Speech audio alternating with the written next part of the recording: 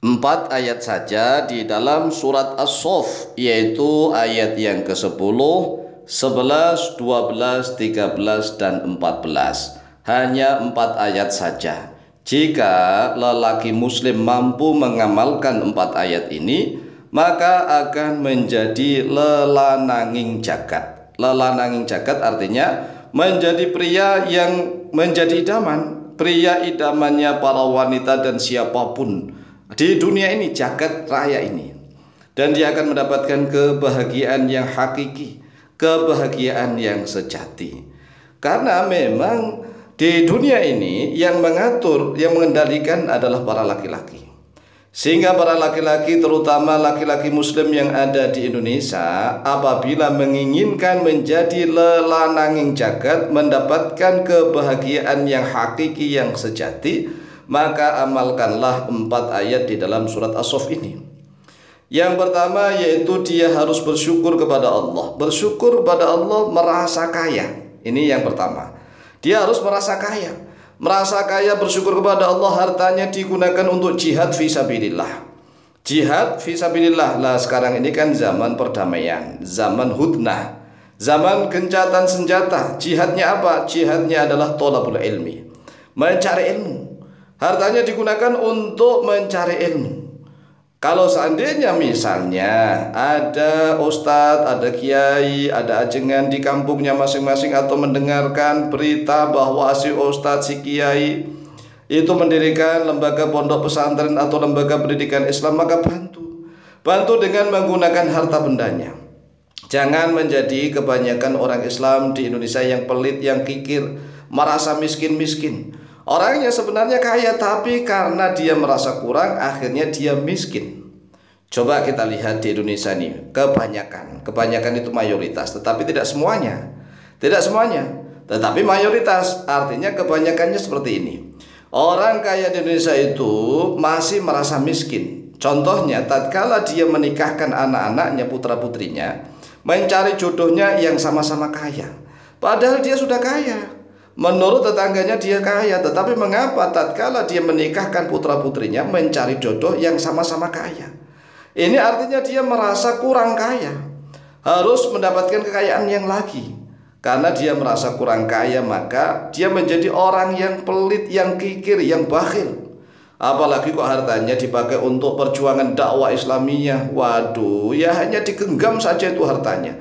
Orang kaya tapi miskin. Kemudian yang kedua, contoh para pejabat-pejabat politik, terutama nih orang-orang kaya yang ingin mencalonkan diri menjadi seorang pejabat. Orang kaya, orangnya sudah kaya, memiliki harta miliaran. Karena kalau ingin menjadi pejabat publik di Indonesia itu harus kaya. Contohnya kalau ingin mencalonkan diri sebagai DPR, anggota DPR, apalagi mencalonkan diri menjadi bupati atau wali kota atau gubernur atau presiden, harus orang kaya, harus memiliki banyak uang. Orangnya sudah kaya. Dan tatkala dia mencalonkan diri sebagai pejabat-pejabat pemerintah, dia harus mengeluarkan uang yang sangat banyak sekali. Kemudian setelah dia jadi, apa yang dia pikir? Dia ingin kaya tambah kaya. Ini artinya bahwa orang Indonesia itu rata-rata merasa kurang kaya. Nah, bagaimana dia punya kesempatan untuk memikirkan kemaslahatan umat Islam? Walaupun di samping kanan kirinya ada ustadz, ada kiai, ada guru-guru ngaji yang mengajarkan anak-anak mereka, bahkan mendirikan pondok pesantren, cuek-cuek saja. Cuek is the best pokoknya. Karena memang rata-rata orang Indonesia ini nggak tahu tujuan hidupnya seperti apa, nggak ngerti. Kan yang berkewajiban mendidik putra-putri itu kan orang tuanya masing-masing. Orang tuanya masing-masing lah yang berkewajiban mendidik putra-putri mereka untuk memahami ilmu agama Islam.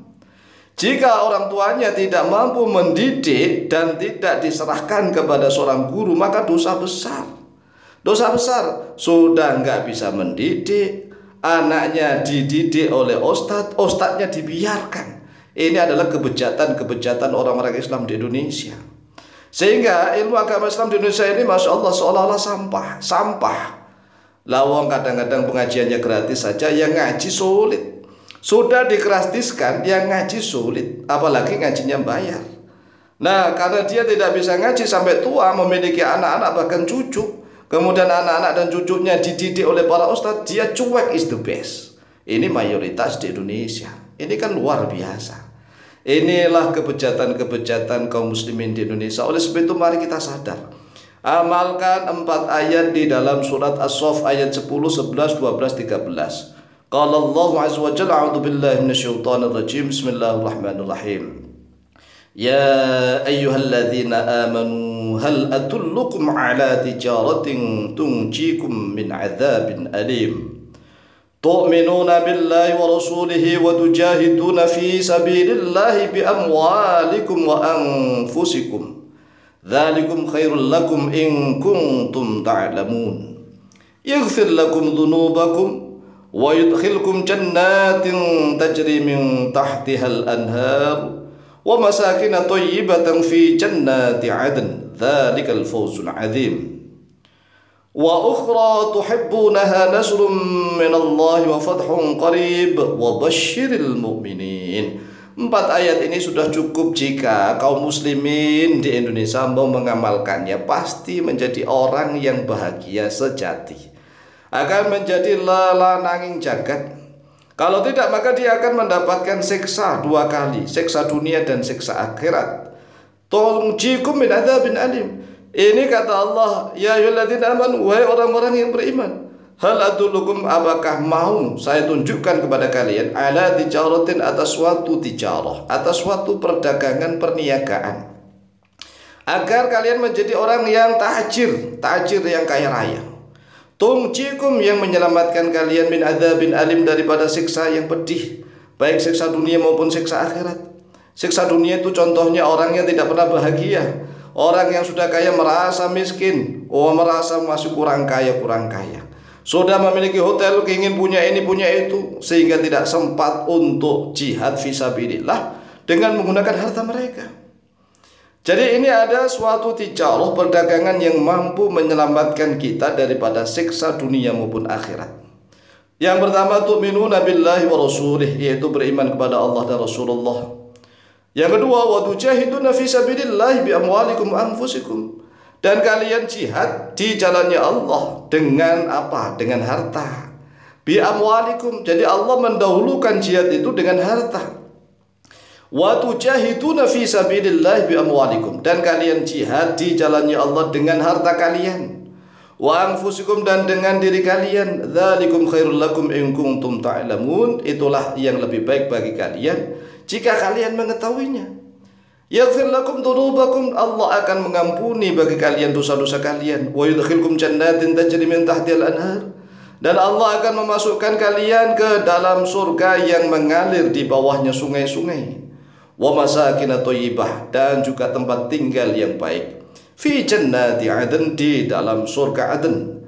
Dzalikal fawzul 'adzim, itulah kebahagiaan yang sangat agung, kebahagiaan yang sangat besar. Wa ukhra tuhibbunaha, dan ada lagi kebahagiaan yang kalian akan mencintainya.